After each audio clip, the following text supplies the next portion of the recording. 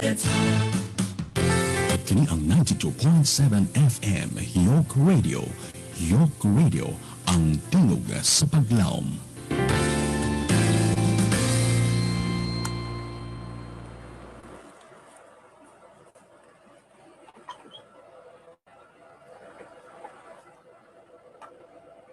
Okay, ano na ta? Live na ta diri sa York FM sad sa atong sinimana nga tulumanon. Manimong gi-share nako pastor, saan ba to eh? Share ko outro niya pastor sa attachment.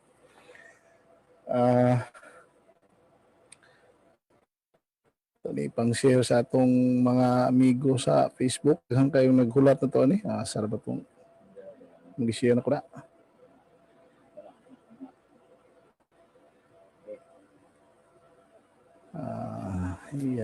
Sara ka to. Available yun. Ang available yung attachment. Ano ka na, Send mo?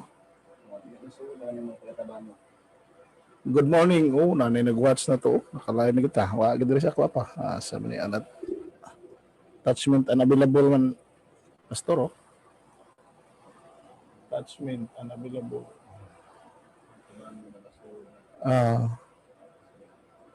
Gilang. Dana.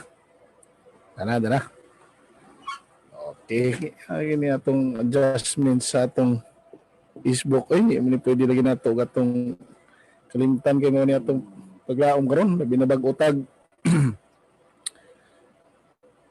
91.7 na ta karon, Pastor. Good morning, watching from Tabango Leyte. Oy, Pearl,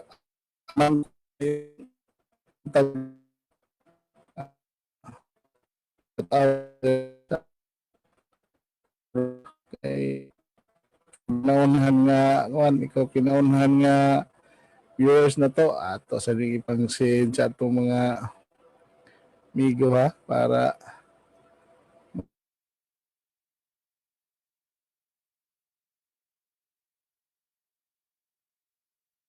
makita ni tanan daghan na ning mga din hinayan na rin ako kung volume sa paway na sad ni. Okay, good morning. Alikta sa atong tulumanon, nagplano-plano ang tami na ibalhin ni og Miyerkules pero ang taka sanghid ninyo bisig di mo musugot.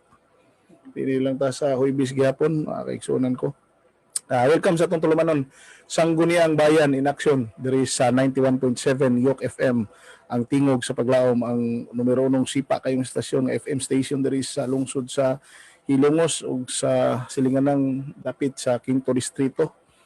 Mga kaigsunan ko, ang atong tulumanon Sangguniang Bayan in action. Igauban ninyo ang inyong majority floor leader Consial Edwin Falier sa lungsod sa Hilongos sud sa usa ka gutlo na to nga usa ka oras na to nga tulumanon. Wala ing puyog tumong mao ang pagpasabot sa katawhan kay ang lungsod nga wa masayod doy makaingon sa kaguliyang nga makalangan sa tong tingusbawan apan ang lungsod nga nakahibalo ang katawhan dunay katampo busa pailuna mo diha just ng inyong mga wifi diha pakusigi ng inyong mga stasyon diha kay aron ma shout out ta karon atong tulumanon daghan kay nagatanga ni ay nagtuo siguro ni sila og mo kanta na sad gud diri kay kanta ko didto Facebook na ko, Pastor, was kang lingawa nila. Bisag yabag-yabag, tagjutay ba? Naghang yung nag-request. Pero hindi tayo kanta kay, informative na nga ito, at tulad sa Facebook. Pero ato shout out tong mga amigo na ito nga nagtanaw diri sa live. Na ana si Joel Fred, pastilan ato ang lagi suki ni, dot. Anak ni Ma'am Libitan, taghilungos ni, sa Eastern. Monita na sa Zamboanga del Norte. Watching from Sindangan, Zamboanga del Norte. Boss dot amping niya dong. Ayaw og daghan ra bang mga daghan ra bang mga halas diha sa imong talamnanan. Sige ko kita sa imong kita sa imong post sa imong Facebook. Shout out Joel Fred nga asawa ni taga San Miguel Leyte. So di pa si LC o Tangob Aromas sa Mura, si Ma'am Nora watching pod, shout out.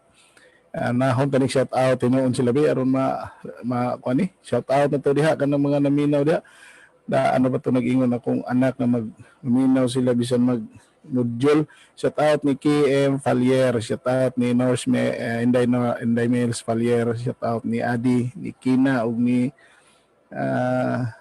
Kisya, shout out ni Brad Johnny ug ni Abadjoy, shout out ninyo diha. Minaw mo niya taon. Sige lang, comment lang mo diha sa atong Facebook live natay 5 ka mga viewers. Karong buntaga, itong sigutan ng mga hitabo nga may kalabutan ang lungsod. Hitabo labi na diha sa atong konseho kay kini nga atong tulumanon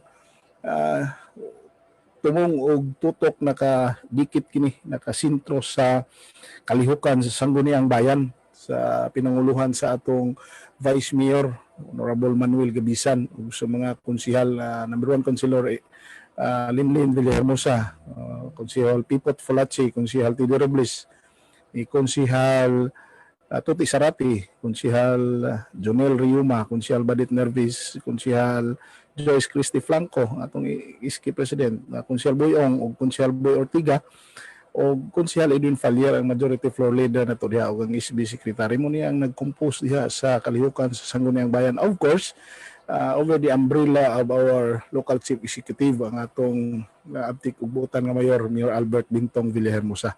Unang nasa atong likod ang Surhay Hilongos, mo na siya ang tagline sa atong administrasyon under sa umbrella sa local chief executive nagdumala sa atong lungsod. Mga kaigsuunan ko, matag Lunes, adlong Lunes, alas 9 sa buntag magsugod ang atong sesyon sa Sangguniang Bayan Building. Natay bagong building diha sa Sangguniang Bayan kanang dos indanas na to ka building tapad sa police station diha atbang sa Lisano Metro kay Longos. Mao na siya ang atong legislative building. Kana siya kada Lunes diha na dunay mahitabo nga sesyon kada Lunes. Mao na nga ato sa ibabaw para masayod ang katawhan sa intero lungsod sa Hilongos. Usmon ko, good morning o welcome sa atong tulumanon Sangguniang Bayan in Action. Mga kaigsunan ko ni atong Lunes, of course doon na tayo ika 99th regular session for the calendar year 2021. Ika 90 19th ika 19 nga sesyon sa atong lungsod sa Hilongos sa tuig 2021 atong Mayo 2021. Mga kaigsunan ko ang atong gisgutan dito sa item number 11 sa referral. Reading and referral of the proposed measures. Mo ni siya ang mga measures nga gipadangat ngadto sa Sangguniang Bayan nga diin pagkatrataron ug importante siya nga mga measures above any measures. Mo ni siya ang mga referrals sa mga proposed measures dito nga kinahanglan nimo siya trataron gyud pag-una. Number 1, presentation, consideration, receive minutes of the first ad hoc committee meeting for Kangmasin Creek Development held last April 30, 2021. Doon ay plano ang kagamhan ng lokal sa lungsod sa Ilongos nga i-define atong limpihon, atong tan-awon, atong iklaro ang waterways diha sa Kangmasin Creek. Of course, na may maigo na mga residente, na may maigo nga mga establishmento, na mga balay, na mga sa kilid-kilid sa Kangmasin Creek. Mao nga ang local chief executive ang atong municipal mayor naghimo og ad hoc committee. Muna siyang committee specialized for the development of the Kangmasin Creek. Kanang Kangmasin Creek mao nang creek diha sa Pantalan, dire-diretso diri sa Gumis extension diha dapit diha luyo ila ka Bos Atolora diha dapit ni kasi ang gym likod na ay dako diyang sapa dire-diretso ngadto sa western. Mao na siya ang Kangmasin Creek. Mao nay developon butangan siya og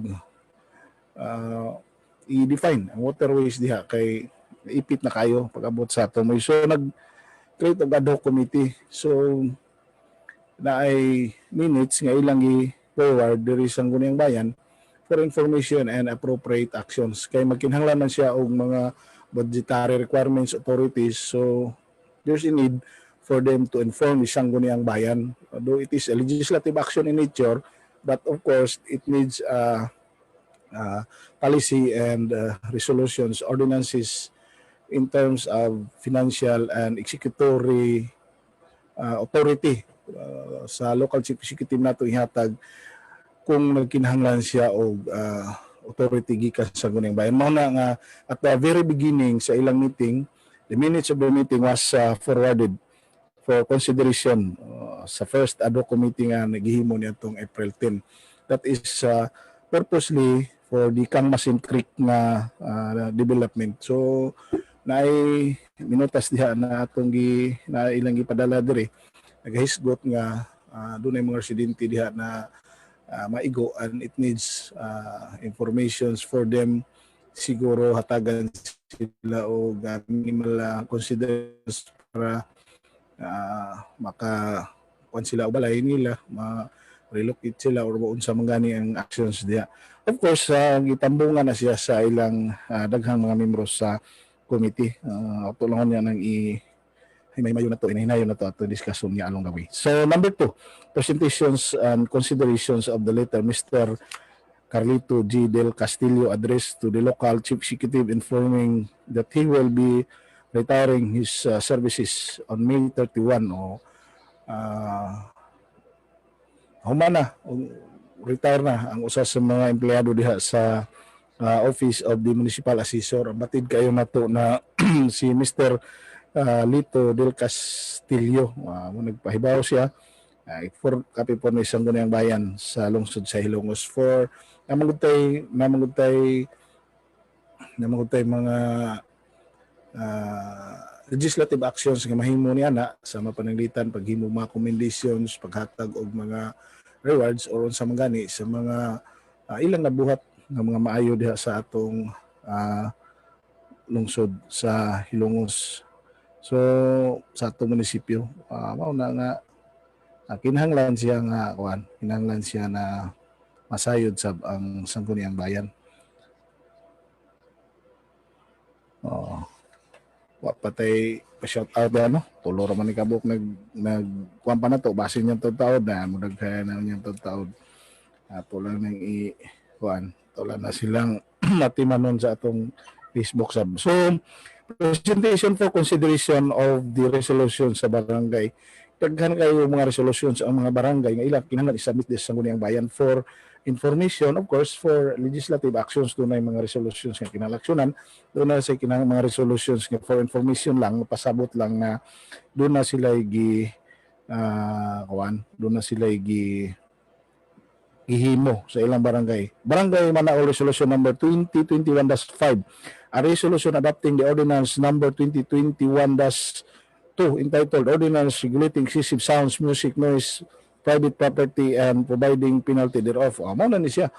Nata ang atong lungsod sa Hilongos, ang sangguniang bayan nagpasar na ordinansa. In fact, this has already been approved by the provincial sanggunian na kining atong ordinance number 2021-02 entitled Excessive Sounds, Music, isa itong nang discuss din sa atong programa katong ordinansa penalties regarding katong saba kayo nga mulapas na sa mga regulated na eksakto nga sound. So ang barangay Manaol mismo naghimo sa sila resolution nga ila tong gi-adapt. So therefore the sangguniang barangay has the authority already to implement the said ordinance. Ang katong ordinansa effective na to sa ila barangay, labi na kay gi-adapt sa sangguniang barangay. So empower ang sangguniang barangay sa pag-implement sa maong ordinansa. So more or less dako kayo gamit ang adoption sa barangay. Barangay Tambis Resolution number 2021-07 mo gyapon ilagya pong gi-adapt ang execute resolution number 2021-02. Kantambog uno mo gyapon. So meaning di ay katong ordinansa gikinahanglan gyud kayo to sa barangay. Mayo na lang gani kay nakahuna-huna ang sangguniang bayan to pass that particular ordinance kay ingon ani kapaspas ingon ani kapaspas ang ilang approval. So Cantandog, Balio, San Isidro. 1, 2, 3, 4, 5. 5 ka mga barangay ang nag-adapt sa maong ordinansa. Wingams, isa ning Wingams ha, atong tanawon kay sa ning Wingams. Is watching. Shout out Wingams. Shout out ni Mamora ha, Ilsi, shout out ni Pearl Amanco, shout out ni Joel Fred, Lutlot. So, ingon ana sa to pa ug imong sumadahon kinahanglanon gyud kayo sa barangay itong mga ordinansa kay daghan kayong ordinansa gipasar sa atong sanggunian. So far kini may pinakadaghan og adoption i-adapt gud sa barangay. So sabaan gud tingalin ni uban tungod ni pod kay sige malaging mga quarantine na to diha, sige na lang katakantas so nya mulapas na sad sa oras siguro saba kayo. So mao nang i-regulate lang sab ang noise, ang saba-saba dito sa mga kasilinganan, labi nagsikit kayo ang mga balay. So mga kaigsunan ko, i-inform gyud ang mga taga-barangay sa mga ordinance kay adapted na ni siya. So mahibaw-an na nila dito. Na siya ay importante. So calendar of business, ang unfinished business na to. For second reading, the proposed ordinance and ordinance adopting the official seal of the Sangguniang Bayan of Ilongos, regulating its use and providing penalty for violations thereof by yours truly, Honorable Edwin Falier, ang inyong Sangguniang Bayan Majority Floor Leader. It was already approved last Monday ang discussions sa atong official seal sa Sangguniang Bayan. So by next Monday, nanatay official seal sa atong sanggunian. So more or less importante siya kay that will define the virtue of the Sangguniang Bayan, kanang official logo sa atong Sangguniang Bayan. So pakita na nato niya diha sa atong inig approve naman to siya, naman to'y i-present na to dito, makita na nato niya diha sa atong background pohon at ipakita ang atong approved na ordinance na logo. Presentation and consideration, submit Barangay Tabunok Resolution number 2021-04, resolution proposed no objection on the application for an industrial sand gravel of Mr. Vicente Wago on the river Barangay Tabunok, Ilongos Leyte. So naay special permit ng request ang industrial sand and gravel magkuha o kuan bunbun dito sa Tabunok. It was also considered sa Sangguniang Bayan. Business for the day. Presentation, consideration, urgent measure of the Office of the Municipal Mayor for Sangguniang Bayan to grant authorization to the local chief executive to enter into this sign in behalf of the Municipality of Ilongos Memorandum Agreement MUA on the grant of the COVID-19 Active Hazard Duty Pay. Ang kantong mga frontliners, the Special Allowance SRA, the public workers with the Department of Health, Eastern Visayas Center, Health Development, DOH-EVCHD, Region 8, as represented by OIC Regional Director Ixoferia B. Sabalbirino, MD, MPH, CSE, which aims to ensure the proper compensation to our frontliner workers which services essentials fight against COVID-19 and are exposed to health risk in hazard due to pandemic. Of course, mangayo sila og authority from the Sangguniang Bayan nga makapirma og MUA ang atong mayor sa pag-grant og incentive, hatagan og ilang incentive ang mga health worker tungod kay hazard, kuan man sila, expose man sila sa hazard, dili man lalim na frontliner kung dunay magpositive maapil kag quarantine. So hazard in part of their family sa ilang kaugalingon. So na-entitled sila og hazard pay. So di na mahitabo kung may authority ang local chief executive, di siya makaperma kung may authority gikan sa Sangguniang. That's why nangayo sila og authority on, in fact it was approved or mass motion, okay kayo, mass motion tanan. It was agreed, unanimously agreed from all the members of the Sangguniang Bayan. So more or less on process na ang ilang kigsunan ko ang ilang incentive kato mga frontliners na to kay madako kayo tao butang kabuto nila to successfully katong na successful kayo nga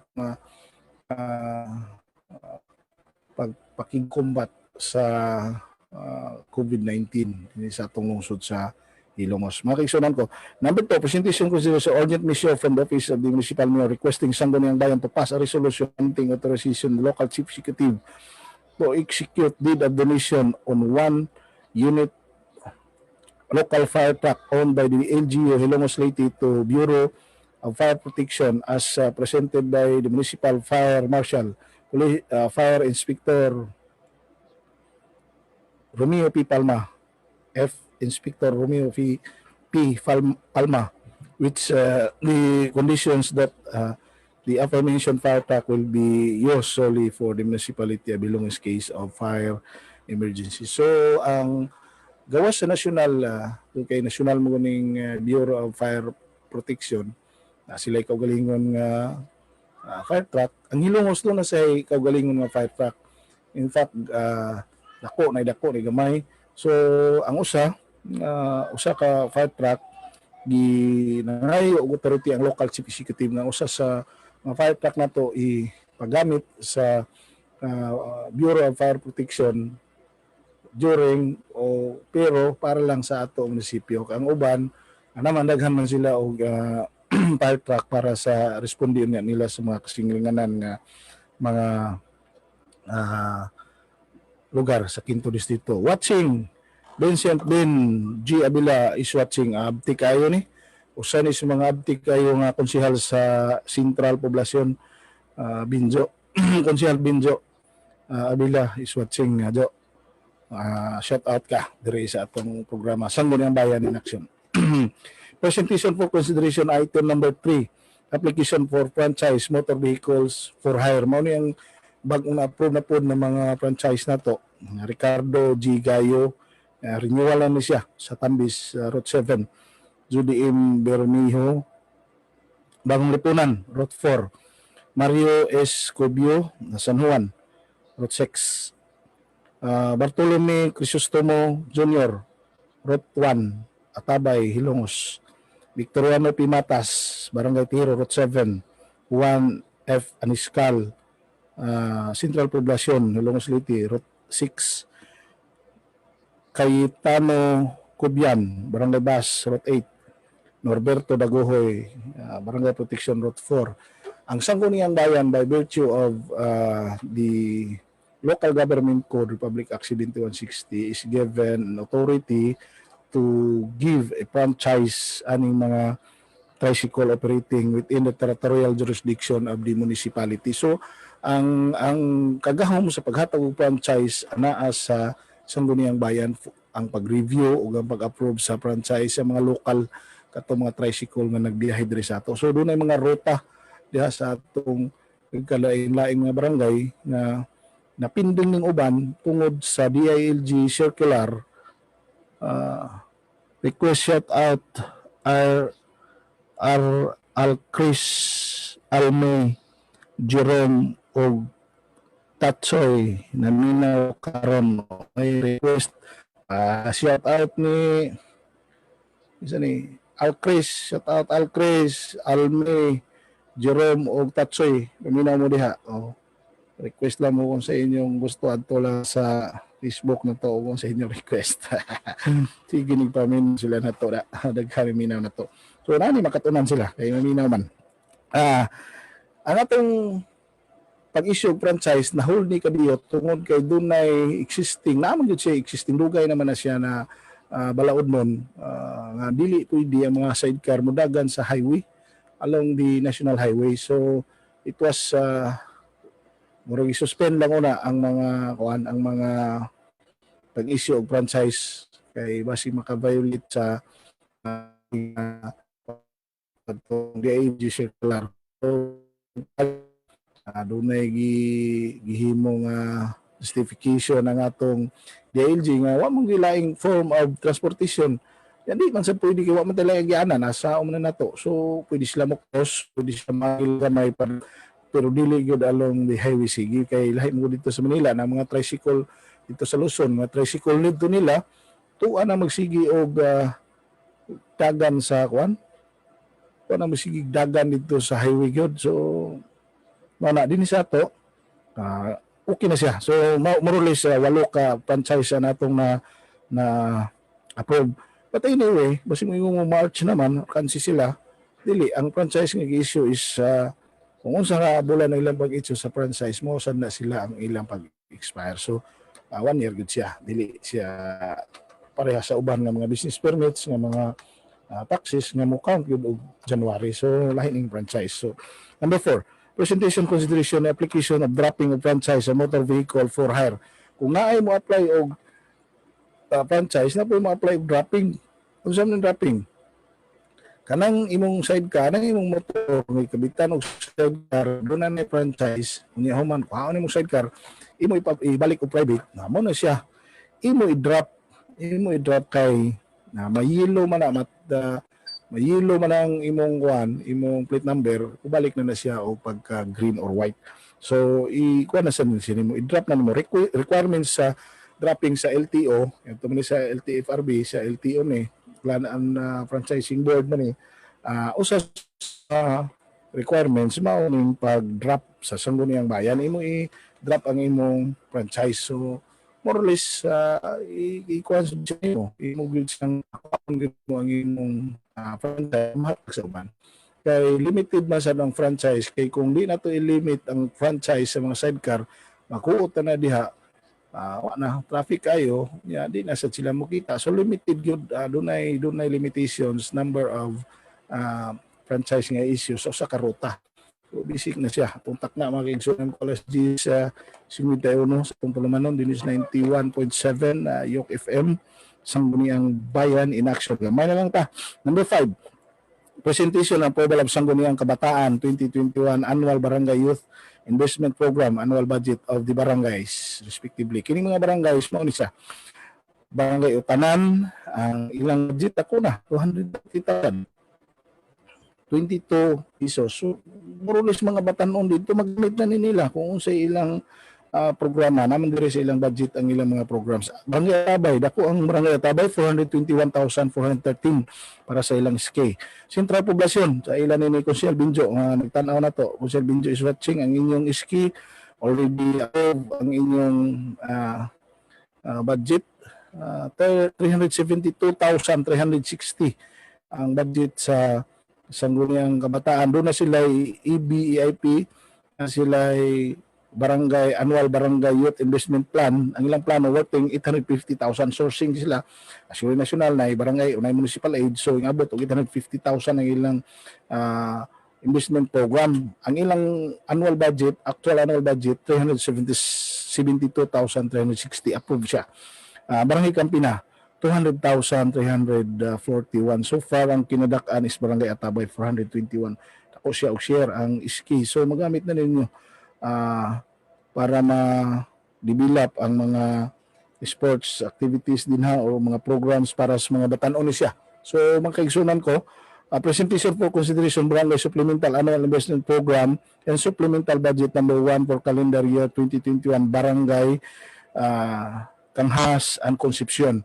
Ang maghimog supplemental budget ang Kanghas 252,550, ang Barangay Concepcion 188,804. So gawas nga doon na sila regular budget inigtan-aw sa implementations nga doon ay kulang ang sangguniang barangay, doon na sila authority to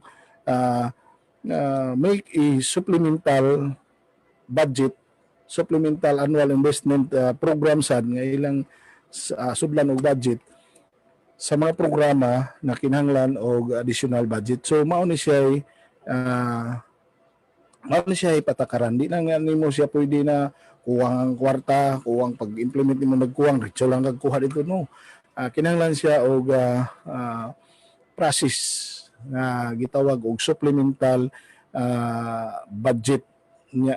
It will be submitted to the Sangguniang Bayan for review and approval. Though this is only ministerial, but you must have to see to it nga submitted dito para review kay aron dili madisallow sa atong Commission on Audit. So magkaigsunan ko alas 10:54 gamay lang tag-oras but napatay duha na lang ni presentation usa na lang presentation Vilma Anyora Larroa. Good morning, Konsihal Edwin. Good morning, Konsihal Edwin. Naminaw diri Santo Niño. Oy, Santo Niño, shout out diha sa Barangay Santo Niño. Shout out ninyo diha tanan. Vilma Anyora Larroa sa inyong kapitan, si Kapitan Bibilin Lumbog. Suki kang ito di paminaw ng mga taga Santo Niño. Sipa kita dito, Pastor. O last presentation na approval of annual investment program for annual budget for calendar 2021 barangay protection amounting to dako ilang budget 2,128,470. So or least makaigsunan ko dako na kay katabang sa barangay sa protection. So karon mao lang una niya ato ipasabutin niyo makaigsunan ko og sa sunod na semana daghan sad ta og diskusyon untay igong oras og salamat kayo sa inyong pagpaminaw mga kaigsunan ko. Shout out inyo tanan diha. Shout out sa mga mutan-aw niya. Shout out sa mo review sa atong programa. So alas 10:56 mga kaigsunan ko natapos na sab ang laing takna sa atong tulumanon sinimanang tulumanon. Kung di gani ninyo makita sa kung makita ninyo sa kung madana mo sa alas ni Pastor sa alas 3 alas 7:15 sa buntag matag Merkulis kung makaya na mo ubalhin mo dito pero kung buntag sayo gani kayo balik lang gyapon ta sa atong ingon ani nga oras amo lang ning kuanon amo lang ipasabot tayo nga mo daan nga basin mo balhin mig alas 7:15 ngadto sa alas 8 sa matag Merkulis pero kung di gani ari lang ta sa matag Huwebes kay mura og nindot pud ni daghan pud og mananawa ning orasa basig mawa na pud unyay mga listeners nato. So natag diri sa 91.7 sa atong tulumanon sang kini ang bayan in action kini inyong ubos nga igsuon Konsehal Edwin Fallier ang inyong majority floor leader manamilit kaninyo sa temporary kay mobalik pa ta sunod semana og daghang salamat og ang kalinaw man